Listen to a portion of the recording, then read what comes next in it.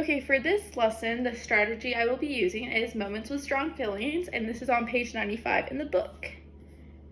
So the grade level that I will intend this lesson for is kindergarten, and the objective is students will select a moment in their life where there is a strong personal connection, and using detailed description, they will elaborate on this moment to write a simple sentence about the moment. So the materials they'll need are colored pencils or crayons, a pencil, and a paper, and they'll have a pre-made paper with feelings on one side and ideas on the other.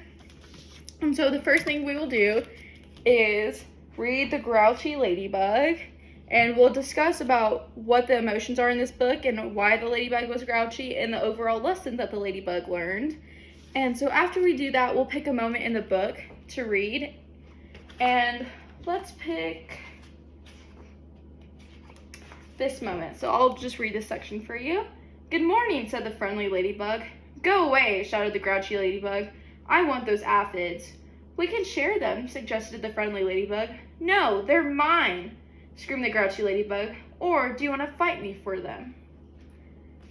"If you insist," answered the friendly ladybug sweetly.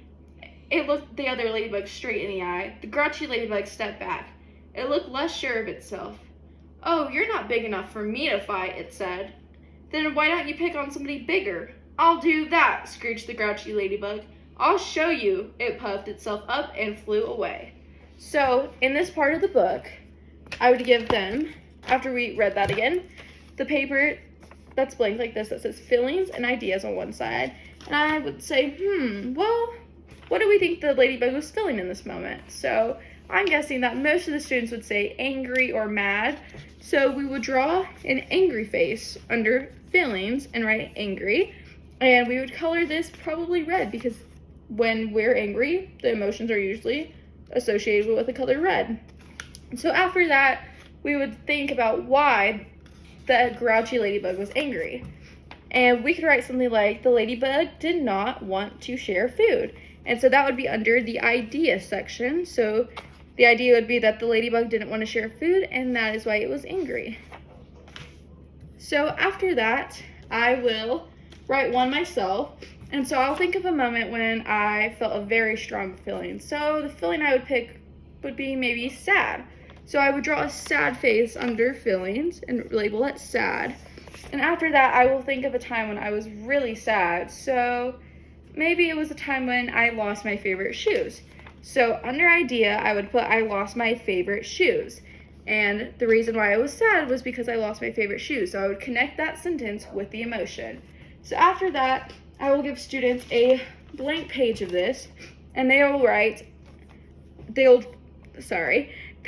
draw a picture and label what feeling they thought of and think about a time when they felt that feeling and write a simple sentence of that. And if students are struggling with this, or maybe they struggle with writing sentence or English isn't their first language, we would have a chart, but it would look a little different because we would have a sentence starter. So it would say, I felt blank when blank. So the students would fill out I felt, and they would pick an emotion, and then they would think of a time and write it in that other blank. So that would just help them get it started. And then another thing to assist them would be maybe a face chart for like their visual assistance. And maybe students have a hard time connecting emotions to a sentence. So a face chart would have all the faces drawn out with colors shaded so they can connect this emotion to whatever their feelings were so they can write a sentence about it. And then the last thing we could use are maybe like feelings webs. And for a feeling web, you would have my feelings written in the middle, and this would usually be blank. And then you would write what you saw when you're feeling this emotion, which in this example I said I saw a rainbow outside. Then you would write what you heard when you felt this emotion. So I wrote, I heard my rain boots splashing in puddles. Then you would write what that emotion is. So I wrote, I was happy, it rained.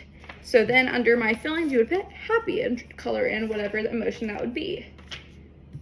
So to follow up with this lesson, I would take the finished products, which would usually look like this, and I would hang these up in the hall just to show off to everybody. And it would really make students feel accomplished once they see their work hung up in the hallway. So, yeah.